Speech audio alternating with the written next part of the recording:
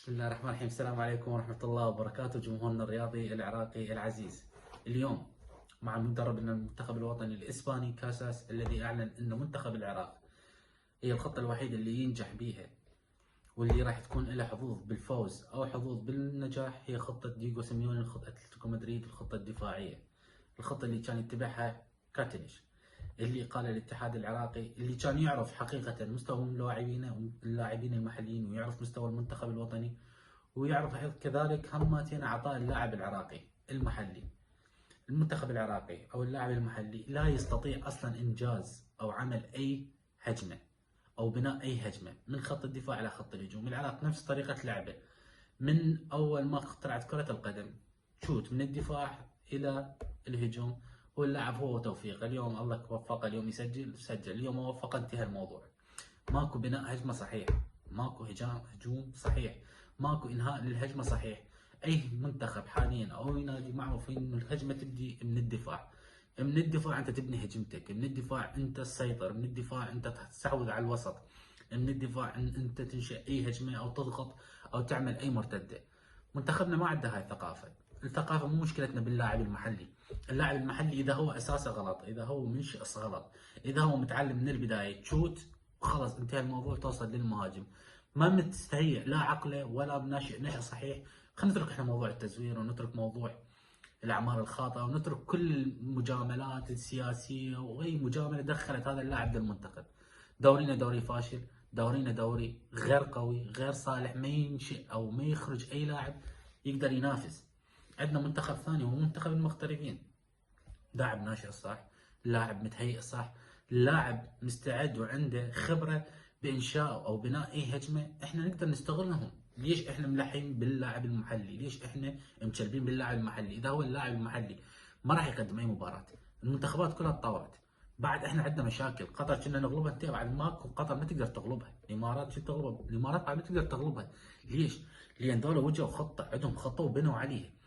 انشاء صحيح، احمار صحيحه، بناء صحيح. هذا اللي احنا مفتقديه. احنا منتخبنا ما بيه تغيير، نفس اللاعبين نفس المشكله. حتى لو جبت مدرب اسباني، انت حتى لو تجيب مدرب ارجنتيني، انت حتى لو هسه مارادونا يرجع للحياه مره ثانيه ويدربهم ما راح يقدر يسوي شيء. حتى لو مارادونا لعب بالمنتخب العراقي هم ما راح يقدر يسوي شيء. ليش؟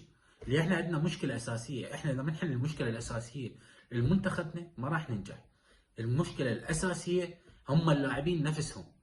اللاعب هذا عقله قافل، اكو لاعب عقله قافل انه بس يشوت وانتهى الموضوع. ما عنده باص، ما عنده تيك تاك، ما عنده اي خطه او ما عنده اي فكر. حتى لو يباع على المباريات اللي تباع بالتلفاز احنا حالنا حالهم، هذا اللاعب هم يتثقف. بس هي الثقافه الكرويه اذا هو ناشئ نشأة صحيحه راح تضيف له. اذا هو هذا عقله قافل انه انا بس العب وانتهى الموضوع، ما راح نتطور وما راح ننشئ. وحتى لو كاساس اجى، اذا مو اللاعب المغترب يدخل بالمنتخب الوطني ويكونون بنسبه 60 الى 70% من المنتخب مالتنا، هم ما راح ننجح. ولا 26 ولا 36 ولا بعد 1000 سنه المنتخب مالتنا راح يتطور. عندنا نجوم، عندنا نجوم خارج الوطن محترفين متكاملين. منتخب يعني ثلاثه تقدر انت تسوي من عندهم. احنا ليش مصرين على وغير اللاعبين ما يقدر يمرر باي باص، ما يقدر يسوي اي ضغط، ما يقدر يسوي اي جمله تكتيكيه؟ ليش؟ ليش هذه المشكله؟ ليش دائما نحب احنا باعنا المباراه الاخيره؟ مشكلتنا بس دفاع. نفس الشيء اللي قال عليه كاتنيش، قال ما المنتخب العراقي ما يقدر يبني هجمه. وهذا الشيء صحيح. السبب منه؟ السبب اللي هي من البدايه، نرجع احنا نقطه السبب، النشأة الصحيحة. اللاعب ما نشأ نشأة صحيحة، اللاعب ما أخذ ثقافة كروية، اللاعب ما درس، اللاعب ما خلص. أنت اليوم جيت الاختبارات شفت الصح، أنت خلص تصعد لاعب منتخب. عندك واسطة أنت صعدت لاعب منتخب، محسوبية أنت صرت لاعب منتخب، مجاملات أنت صرت لاعب منتخب.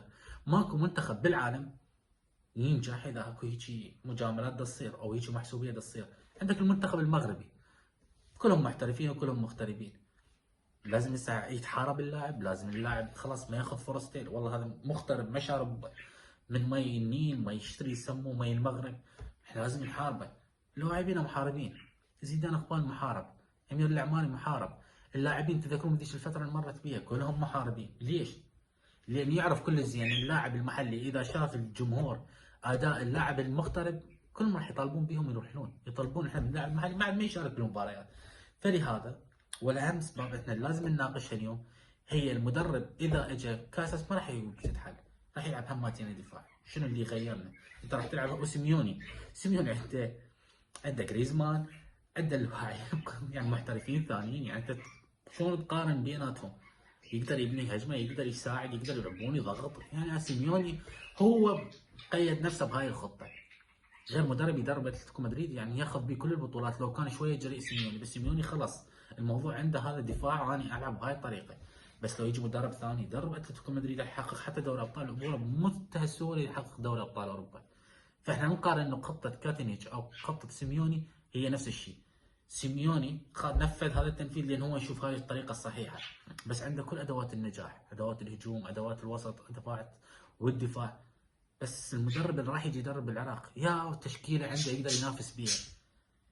من العجز من الفراغ هو دا يلعب دفاع، مو من اللاعبين المتوفرين عنده هو دا يلعب دفاع. لا، اكو فرق احنا بيناته، اكو فرق. هاي رساله مبطنه من كاسس انه يقول لك ماكو تشكيله صحيحه للمنتخب العراقي حتى انا اقدر انافس بيها، حتى انا اقدر العب هجوم، لان هو الهجوم اساس النجاح.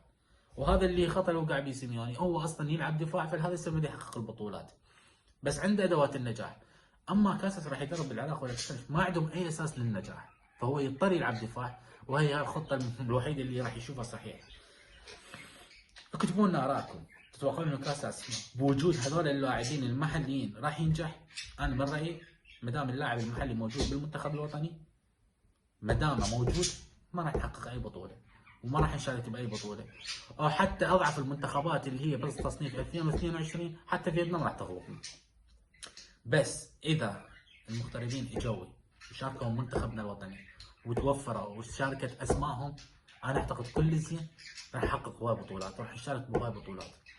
واهم نقطه، الطبيب النفسي لازم موجود بالمنتخب، الطبيب النفسي لازم يتواجد بالمنتخب.